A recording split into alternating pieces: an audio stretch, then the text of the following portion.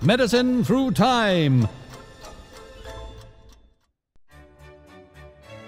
The 18th century. Shifting attitudes in medicine gained momentum as the government and charities started to take more interest in public health, and doctors began to challenge the norm. One doctor in particular single-handedly smashed accepted medical wisdom. Enter Dr. Edward Jenner, the father of immunology. Jenner lived in England when smallpox was at its height. While studying the disease, Jenner noticed that milkmaids, who previously had cowpox, a disease from the same family as smallpox, never seemed to go on to catch the much deadlier smallpox. Not that he was staring at the milkmaids or anything. From this, Jenner discovered that by injecting someone with a small dose of cowpox, you could make them immune to smallpox. He tested this hypothesis on 25 people, including a small boy named James Phipps and his own precious son, Robert. Nice one, Dad.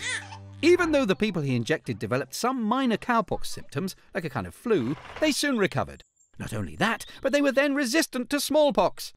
When he published his findings, he was laughed at by everyone from the Royal Society through to the Church, who didn't realise that Jenner had changed the course of medical science forever. With his cowpox experiment, Dr. Edward Jenner had just invented the first ever vaccine, so called after the word vacca, which is Latin for cow. His dalliances down on the farm with the milkmaids had kicked off an immunological revolution, the effects of which are still felt today, and led to smallpox being completely eradicated through vaccination in 1980. A truly momentous event. Now, it so happened that Edward Jenner's professor, a charming chap called Dr. John Hunter, was also a big cheese in 18th century medicine. Hunter was a real surgery boffin, and he made it his mission to revolutionise the messy business of cutting people open and sewing them back up. Up until now, surgeons were often poorly trained, having gained their knowledge on the battlefield or on the barbershop floor. Help!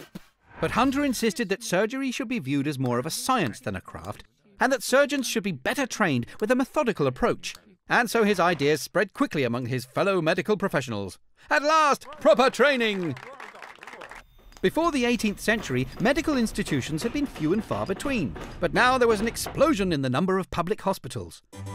This was largely thanks to charities and wealthy philanthropists who began funding free healthcare and building medical facilities. These new hospitals adopted modern methods of training and practice under the guidance of doctors, a profession which was becoming widely respected. As a result, more and more people were seeking out professional medical opinions, and soon there were doctors everywhere. From birth, through sickness, to the deathbed. And while there were still a few dodgy quacks knocking about, it was becoming harder to pass off kooky ideas as medical science. All this sounds like progress, and it sure was. But whilst the number of doctors and hospitals rose, at the same time so did the population, especially in urban areas. Too many people were living in filthy, impoverished conditions with poor housing and sanitation, meaning the health of the average person was still pretty rubbish. People started to enjoy a little spare income. And when the war in France cut the supply of brandy, Britons, using their well-earned spare cash, started quaffing gin as an alternative like there was no tomorrow. The country's philanthropists noticed that this cocktail of bad conditions, poverty, overcrowding and alcohol was having a disastrous effect on the people's well-being. And for the first time, the government started taking an active interest in public health.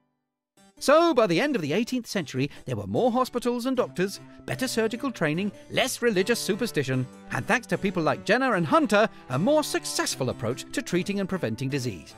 And although medicine still had a long way to go, attitudes had certainly started to shift in a more progressive direction.